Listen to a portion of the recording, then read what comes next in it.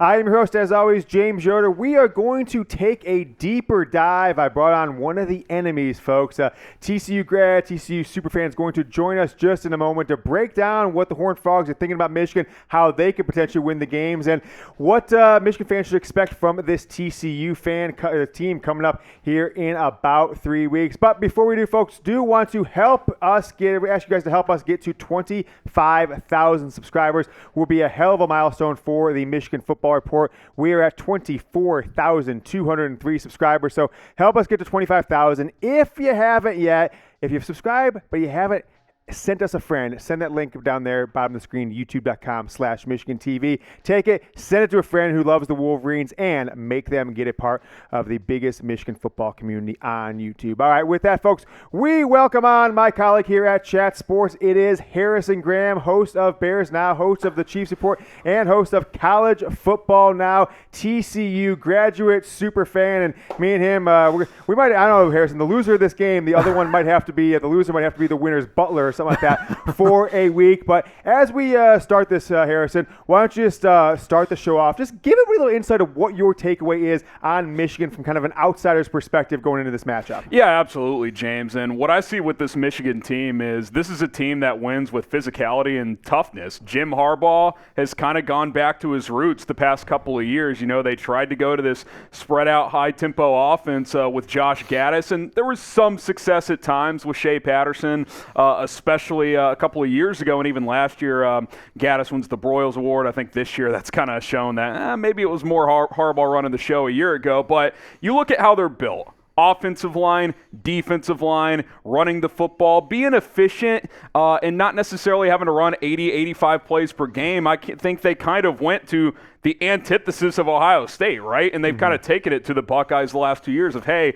we're going to beat you with physicality while you guys try to play horizontally. We're going to hit you in the mouth, and that's kind of what they've done. They've built a great offensive line, defensive line, and it's smash-mouth football, which is what Jim Harbaugh has known his entire coaching career. Yeah, they've really zigged where the rest of college football has zagged in a lot of ways. All right, guys, before we dive in, Harrison's going to give us his keys to victory for TCU. I'm going to give you mine for Michigan. Make sure you guys give Harrison a follow on Twitter. We'll put it in the comments and description, and it will be in the live chat of today's show. Just click on that link and go ahead and follow him. And while you're there, guys, let's do it. It is a Michigan football flash mob. Let's show Harrison a welcome to the Michigan Football Report as the guy who's been rooting against me all month long here in the office. Go tweet at Harrison. It's HGramNFL. I'll put it down in the comments, the live chat, and the description. Go tweet at him. Just say, Go Blue. You might want to add a couple little comments here or there. It's up to you guys, though. But let's make sure we give Harrison a bunch of Go Blues there on Twitter at HGramNFL. All right, Harrison, have you seen this right here? The spread has come down. It's only a 7.5-point spread. It started at 9.5 spread, so it's come down by 2 points in just a matter of, 4 or 5 days so far. What do you make of that? Yeah, what's interesting, James, is both games are pretty close. I think the other game, as we're filming this one, is 6.5 in favor of Georgia over Ohio State. I'm not super surprised. I mean, this is a TCU team that, granted, has played in a lot of close teams this year, that's comfortable playing close games and has a lot of good wins on their resume and is a veteran-laden group that knows how to win football games. I think this culture that Sonny Dykes has brought into this program has this group believing. They've got a veteran quarterback in Max Duggan, who we'll talk about. So I think this could end up shifting back half a point. Maybe it settles at 8.5 around kickoff, but I don't necessarily view this game as a blowout, even though we've seen blowout games in the CFP before. Obviously, we'll see how it plays out. And the early showings, by the way, with ticket purchases, I think TCU fans will show up in a major way because they've been waiting for this playoff opportunity since 2014, where this fan base felt like they got snubbed. So we'll see. Michigan's certainly a favorite and should be a favorite, but I don't view this as small old Mountain West TCU. This is a team that absolutely has a chance in this game. If you guys want to bet this game, by the way, stick with us for about 5-6 more minutes. We'll tell you how you can get a free jersey, Michigan football jersey, from today's sponsor. But I want to know what you guys think about this game. Go ahead and predict the score down in the comments or in the YouTube live chat. Harrison and I are going to give our predictions towards the end of the show. But I want to know from you guys how you're feeling about this game. So go ahead and predict the score. And, leave a Michigan or leave a TCU. Don't let us guess. We want to see if anyone can get this score prediction right. All right, let's dive into this, Harrison. your 5 keys to winning for TCU. Let's just start off at the top. Walk me through them. I'll kind of give you my takeaways as we go through all these 5. Yeah, I think you look at the first key, and it's avoid the early avalanche, right? And what we've seen in the past in the CFP is teams that are underdogs, sometimes you look up and it's 21-3 at the end of the first quarter. Oklahoma against LSU reminds me of that. Oklahoma against Michigan, Georgia last year. I mean, it was over by Michigan's second drive. Exactly. We've seen this a lot. You know, you get these 4 weeks off, right? And it seems like one team, for whatever reason, is more prepared, more ready to go than the other. And I think TCU being an underdog compared to a Michigan team who's been here just a year ago, if someone's going to take a big lead early, it's probably Michigan. So if you're TCU, get to the end of the first quarter and not be down double figures. I think that's key number 1. And I think that really gets us into key number 2 here, James, is I think an equalizer for TCU in this game, not that JJ McCarthy's bad. He's very talented in the last 2 games, I would say, have been the best he's played all year. But Max Duggan can be an equalizer here, a 4-year starter. I think if TCU is going to win this game, the Heisman finalists in Fort Worth needs to be the best player on the field. Max Duggan is going to have to outplay JJ McCarthy to win this game. And if you can do that, that'll certainly give TCU a chance to win. One note quickly on Duggan as we kind of look at your top 5 here, keys of victory, is I forgot about this, and then I remember it today as I was diving deeper, is both him and McCarthy lost the job in fall camp, right? Yeah. He was not their starter for game 1. Came in, the original starter, Chandler Morris, got hurt in that first game. Michigan, different situation. McCarthy was named as the second game starter, played into it, but both these guys kind of had to battle, and now they find themselves, a combined record of 25-1 in the CFP. That's a pretty good story that I don't think a lot of people are talking about. So how about number 3 for you? Yeah, so I think now you shift to defense, right? And I think the approach defensively, and really this is kind of how Michigan played Ohio State, James, is you have to accept that you're going to give up yards. And in today's college football, you're going to give up plays, but can you clamp down in the red zone? Can you force field goals? Can you get a timely takeaway from a young quarterback in JJ McCarthy? Red zone defense. Keep Michigan out of the end zone as often as possible. It's not about yards given up. It's about points. If you can force more 3s than 7s, you're going to be in a good position. Yeah, this next one, you've got 5 explosive plays. And if I were to assess, kind of going back to your side, like what has made Michigan different over the last couple of years, especially against Ohio State, is that they've been willing to bend but never break inside the 20s, and then they just lock down inside the 20s and make the other team do what they don't like to do. And so 5 explosive plays, how do you think TCU gets that? Well, TCU leads the country in 50-plus yard plays. I can't remember what the number. It's close to 20, though. They have a lot of them. And I'm not saying they need 5-plus, 50-plus yard plays, but they need a handful of chunk plays, 20-plus yards in this one, whether it's running the football with Kendre Miller or Max Duggan finding Quentin Johnston or Tay Barber, Darius Davis downfield, a couple of undersized speedsters next to Johnston in this offense as well.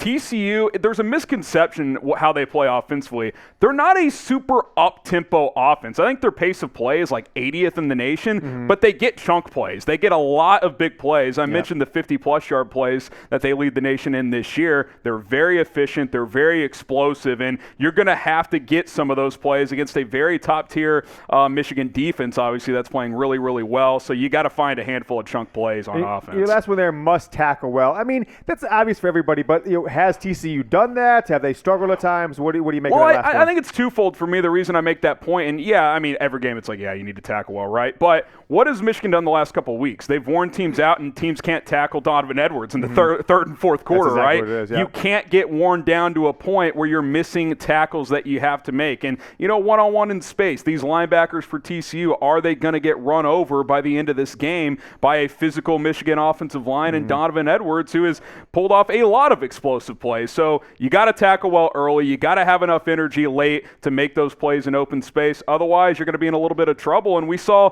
Kansas State hit a couple of those in the Big 12 title game where they couldn't tackle Deuce Vaughn on a big play. He went for about 60 yards and a touchdown. So we know Edwards is capable of doing that. So if you're TCU, you got to make the plays and limit the big ones like we've talked about throughout this segment. All right, we are about halfway through this inside look at the TCU Horned Frogs with our own Harrison Graham, TCU Mega Insider. But I want to ask you guys, if you'd like to beat TCU, go ahead and like the video. We've been doing this for 2 years, folks. We started last year, the Wisconsin game. It's worked every single time. except for Michigan State last year, because the one guy we all know about didn't like the video. He's been banned from the channel. So if you want to keep it up, look, this is as good as it gets right now. 13-0 this year. Every single week we've done the like the video. Don't jinx it. Like the damn video right now. Michigan's going to beat TCU. All right, guys. Harrison, I want to just kind of key in a couple games here for you guys. I asked you these questions early on as we prepared for this show. Tell me about TCU's best game from a defensive perspective. It's definitely the Texas game. They were a 7.5-point dog going into Austin, which was extraordinarily disrespectful by Las Vegas, by the way. Vegas is not like TCU all year, although this line shifted in favor of the Horned Frogs against Michigan, but it's definitely Texas. You hold Bijan Robinson to 29 yards on 12 carries, easily his worst output of the season. Quinn Ewers was wondering if he was still in the state of Ohio because he looked confused for 4 quarters. And James, that game was 17-10. It was 17-3 with 4 minutes left, and Max Duggan and Kendre Miller had a bad exchange on a handoff that was run back for a touchdown. So what does that mean? That means that Texas had 3 offensive points in 4 quarters. So there's no doubt that was the game where it's like, okay, we know this TCU offense can score, but they can be good defensively as well. It's been a little inconsistent, but the second half of this season, they've been a lot better on that side of the ball, and I would say that game was one that TCU can point to and say, hey, we're capable of being locked down defensively, at least at times. Yeah, one note on that game is I'm looking at the box score as I'm hearing you talk about it. Quinn Ewers, 39 passes, 171, 4.4 yards average per pass. Absolutely shut down. Quinn Ewers, one of the most overrated recruits in college football history. How about best game on offense? Go ahead and take us through this game against Oklahoma. It was tough to pick one. I mean, they scored 62 points on the best team in the Big 12, Iowa State, in their season finale at home. But, last game of the year is Iowa State kind of mailed it in at that point.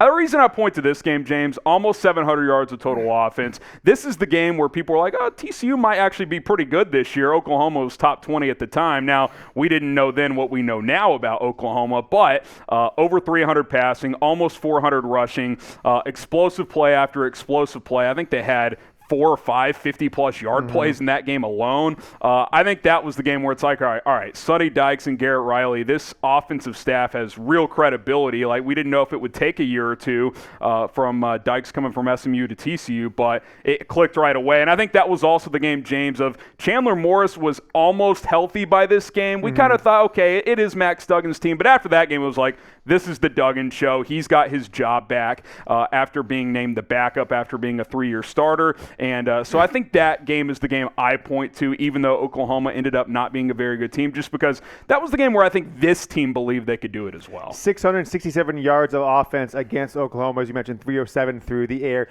361 on the ground, including another 116 for Duggan himself. So he went over 300 passing and over 100 rushing. Folks, we mentioned the point spread in this game. Michigan is now only a 7.5-point favorite. So if you haven't bet it yet, you've got 2 extra points that you didn't have when these lines came out on Sunday. And we are bringing back the jersey promotion. So get going with BetUS, our sportsbook partner for the 3rd season in a row. Chatsports.com/GoBlue. Use that promo code GoBlue.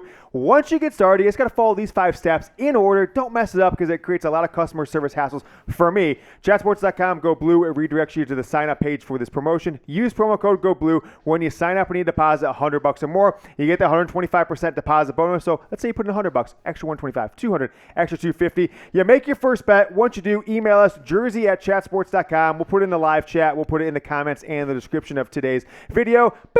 When you do, go ahead and email us. We'll get some information from you. Send us your account number with BetUS. That makes it easy. We'll verify it against the list we get for this promotion, and then we'll get your address and size and get you a Michigan football Jordan brand jersey. Make sure you use BetUS, our preferred sportsbook partner, and take advantage of this college football playoff deal, 125% deposit bonus, and Michigan football Jordan brand jersey. All right, Harrison, my keys to beating TCU, and I'd love just your take on it from your perspective, is what I have respected about TCU, and maybe it kind of felt like, oh, they are a paper tiger at first, but then it became part of their identity, was their ability to do well in close games. And so my opinion is Michigan can't do what they do is start slow, and they score 30 points. I feel the defense has the ability to hold TCU to under 25 or something like that. If it's a close game late, like a 24-21, etc., I think TCU's their identity probably plays better into a close game and getting that win. Yeah, they're not scared in playing close games. They did it all year, even in the Kansas State game. I mean, that game, they almost look dead, and they get into overtime, and they come up an inch or two short to potentially winning that game. But it's funny that you say 30 points, because this is kind of the number I've thrown out there talking about this matchup is I think if you're TCU or if you're Michigan, if you score 30, you should feel like you should win this game. I don't view this as a 45-42 shootout. I don't view this as a Illinois, Michigan, or Texas TCU, the game in the 10s, for example. I think this game will be in the mid-high 20s, low 30s. So if you can get to 30, I think that is the number. So whether you're TCU or Michigan, that's got to be the number you're eyeing. If you can get to 30 points, and if you still don't win, well, you feel like you've done about everything you could ask. So for Michigan, I'm putting faster start as my number 2, and it's a tale of two seasons for them. The first 3 games of the year, the cupcake schedule in the out-of-conference, Michigan was up 42-0, 49-0, 37-0. Like, they crushed the first half, and then put the third and fourth strings in, didn't do well the second half. But over these last 7-8 games, Harrison, I'm not sure how close you follow these stats, Michigan has been maybe the best second half team in over a 7 or 8 game stretch in college football history. I mean, I'm having a tough time over an 8 game stretch finding a team that only gave up like 26 points over 8 games in the second half. So I think Michigan needs a faster start against TCU because I don't trust the Wolverines in the second half against a TCU team that's won like 7 games that are 10 points or less. So why is TCU so good at close games? Well, it's funny, too, because TCU's also been a second-half team for most of this year.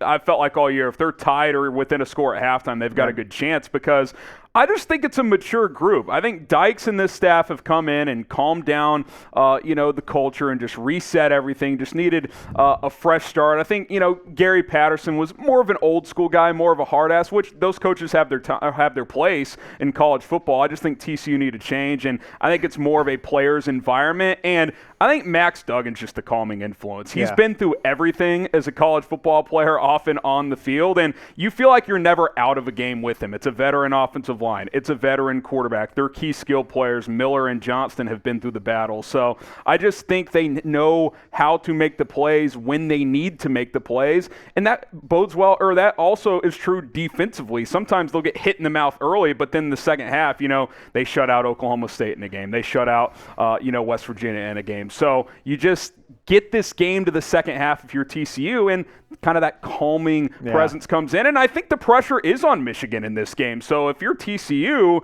hey, get this game into the fourth quarter with the chance, see if the pressure rises on JJ McCarthy. Well, another part of the show, Harrison, that you're not going to be on for is me talking. Is like, what's the perception of Harbaugh if he loses this game at TCU? It's like you get to the playoff, you have this best 2-year run in a lot of ways in Michigan football history, playoff, etc. If they don't beat TCU being favorites, because Harbaugh clearly hasn't always done well as underdogs. Last year, Georgia, prior to last year against Ohio State. But as a favorite, he's done typically very well. All right, let's go to my number 3, and we'll keep it rolling here. My takeaway on TCU is if Michigan can stop the run, force them to pass, I think Michigan has a better shot because when I look at the stats, the games that Kendrick Miller, the games that Max Duggan had to, Miller did less, Duggan did more, seem to be the games they struggle. Now, the last 3 games, Kendrick Miller, running back, 42 carries, 195, and 4 touchdowns. And I kind of say that looking at his stats, he had a bunch of 100-yard games kind of coming up to that Baylor game. And the 2 of the last 3 games, you got 1 loss against Kansas State, and then Baylor came down to the edge. Those 3 games, he only averaged 4 touchdowns, but only averaged about 65 yards per game, where Duggan had to kind of up his stats throughout those games. Yeah, what's your take there? Look, all the talk is around Max Duggan for TCU. Make no mistake, they want to run the football with Kendra Miller and Amari DiMercato, their number 2 back, who is a capable player in itself. And Kendra Miller is a back that averaged well over 6 yards per carry this season. So, yeah, the last 3 games, he hasn't been quite himself. I thought Kansas State did a good job. We saw the goal line stand at the end of that game. He actually got nicked up in that Baylor game. Did not play most of the second half. But I think that's a big thing for TCU, too, and probably Michigan with some players. I'm not sure quite what their injury situation is. Miller and Quentin Johnston have been banged up the past month especially, so to get them right and healthy. But I'm with you. If you're Michigan and you limit Kendra Miller on the ground, as great of a story as Max Duggan has been and as capable as he is throwing the football, if he's into a situation where he's second, third, and long consistently, that is not where TCU wants to live offensively. Yeah, and my just takeaway on this is that TCU TCU's toughest game so far, and I haven't watched every game, but I would say I was tuned into 7 of TCU's 13 games this year, where I was watching consistently, keeping track, especially as they got up to like 5 and 6 and 0. Like, wow, this team has a real chance. Is that when they had it going on the ground, that they seemed to be cruising, and when the running game wasn't going, forced to pass, it just didn't go as well for them. And that may be hyperbole in a lot of ways, but when they have to abandon the run, and so that's kind of plays into my number 2, as if Michigan can start faster, forces TCU maybe to pass if Michigan's, let's say, up by 10 or 13 early on, then I think that puts Michigan in a good position for this game. All right, next one is throw for 250 yards is my takeaway for JJ McCarthy, which he is done a few times this year, but certainly not a ton, Harrison. If we look at McCarthy's stats here, right, 20 touchdowns in the year, ironically the same amount that Stetson Bennett has at Georgia. He's a Heisman finalist. Now, McCarthy doesn't make mistakes, but if I were to just break it down for him, his entire season, Harrison, he gets about 185 to 200 yards a game, and he throws for either 1, 2, or 3 touchdowns, and it's like either 1 game, 3 the next, 0 one game, 2 the next. It's very inconsistent how they do it. But what is your just general takeaway on McCarthy and how he can have success or failure against the TCU defense? Well, what I'll say this, James, is TCU's corners are both first-team All-Big 12. Trevius Hodges-Tomlinson, the nephew of LaDainian Tomlinson, and then Josh Newton, who actually transferred in from Louisiana Monroe and just became like a leader for this team. And I think that, I think TCU would actually prefer this to be the method for Michigan and kind of play what Ohio State tried to do, but just don't have busted coverages, right? Like where Ohio State keyed in on the run and had success stopping the run early against Michigan, but then they would just lose receivers in the secondary. I think that'll be a strategy for TCU, but don't have your defensive backs just lose contain, which is what Jim Knowles' defense did. Capable secondary. They have a safety, Bud Clark, with 4 interceptions this year. So I think JJ McCarthy, who's played a lot better down the stretch, and was asked to do more against Ohio State and successfully, I still think if you're TCU, you want to force McCarthy to throw the football. Kind of like if you're Michigan, you want Max Duggan to throw the football more as well. Yeah, I put that into the 250 number is because now the playbook is out in some ways on Donovan Edwards. Everyone knows Michigan has no other running backs that are really capable this year. And so I do expect TCU to do what Jim Knowles did, but not necessarily as ridiculous as he did. So I think that to win, to get there, JJ is going to continue to have to step up. Didn't need to do it as much against Purdue in the second half, but when I ask you guys the question on screen, how many passing yards will JJ have against TCU? Let's throw down the comments. I said 250, but I don't actually know if we can get there. So I'm going to say 210. Harrison, quick guess? Yeah, I think if you're Michigan, if he's in the 2s, that's a good number. I'll go 215. All right, there you go. Comment down below how many yards will JJ have passing against TCU. Last one, Michigan needs to bring hits to the max. That's nice. Kind of a pun, play on words. Max Duggan. Give him the business, hit him. I think he's a hell of a lot tougher than Coleridge Stroud. He's a tough son of a bitch, and I think he earned the respect of college football fans everywhere who watched those last couple drives in the game against Kansas State last week. But in general, if he is, here's what Michigan has, TCU has that Ohio State doesn't, right? Is they can stop Max Duggan from passing the ball well, I think, by just running the same defense against Ohio State. But what Michigan hasn't accounted for in that scenario is that Duggan could just take off running like he did against Kansas State for 20 yards here, 35 yards there, 41 yards there. And so I think what Michigan needs to do is just hit him like a SOB, like they did to Stroud in 2021, and really got him off his game, put up some good stats, make him get rid of the ball faster, make him fearful of breaking containment and getting out on the run is my takeaway. But Harrison, has anyone really got to the point where you think they've rattled him all year so far? No. Yeah. I think one thing we've known as TCU fans, even coming into this year where we're like, we don't know, it's probably time to move on from Max. Let's give someone else a try because he's been so inconsistent. The one thing he's always had is toughness. I mean, he doesn't slide hardly ever.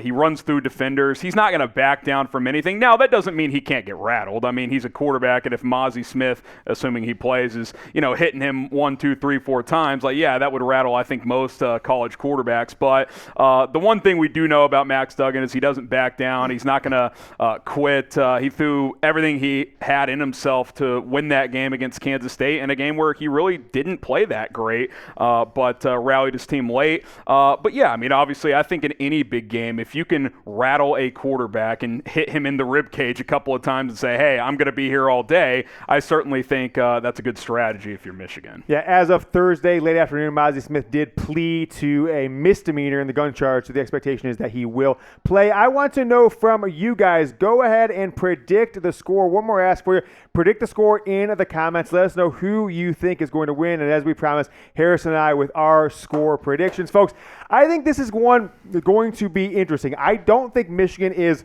a wildly better team than TCU, but I do think they've got a proven identity over a couple years that I think they definitely believe in. And the one thing I can say about Michigan's defense that they've proven out, let's just say these last 7 to 8 games in the second half, especially, is that it is damn tough to score on them in the red zone. So I actually see this game playing out similar to the Purdue game, where maybe it's close, maybe Michigan doesn't get the hot start like I called for, and but Purdue or TCU has a ton of opportunities to get the ball down inside the 25, inside the 20, but forces them to a lot of field goals. So I'm calling for TCU to score 6 times, a touchdown, but 5 field goals. Michigan gets their own 5 touchdowns, wins 35-15. Over to you, Harrison, with your score prediction. Yeah, I think that is going to be a key to watch for both these teams, is who executes more in the red zone, because I think both offenses will be able to move the ball in this game. But I think you get to these big games and it comes down to, third downs, red zones, turnovers. I really do think that's what it comes down to. I don't view TCU as like Cincinnati last year against Bama, where it's like, they're probably just happy to be here. Obviously, TCU is very happy to be here, and Michigan's looking for more after coming up short last year. I see this like as a 31-24 game. Michigan, I do think 30 is the number in this game. If a team scores 30 points, that team will probably win. I'd be surprised if both teams were in the 30s, but I don't think TCU will be intimidated playing this game. I don't think that this is some mountain that they don't feel like they can climb. So I'll go 31-24 Michigan. I think it's a little bit closer, but it just feels like it's finally time for Harbaugh. Like, it feels like this is their time, but I do think this will be a game in the fourth quarter, and if you're TCU, that's really all you can ask, because you've been in that situation all year. Yeah, I agree with you that it will probably be a game in the fourth quarter. I think Michigan probably – like, if I were predicting, let's say 10 minutes left in the fourth quarter, I would predict that it would probably be like 21-15 or 21-12 or something like that is my prediction. And Michigan, at least if they follow suit, what they've done over the past 8 weeks or so, they get 1 or 2 touchdowns late and just kind of work the ground game and then score maybe a touchdown or 2 where it didn't really matter, but don't give up any late touchdowns or anything like that. So I've got 35-15. Harrison's got 31-24. Folks, make sure you follow him on Twitter. It's at HGramNFL. And of course, you're going to be a nice guy. Tweet at him, give him a go blue in the comment, in the tweets there that you're going to send him. It's at HGramNFL.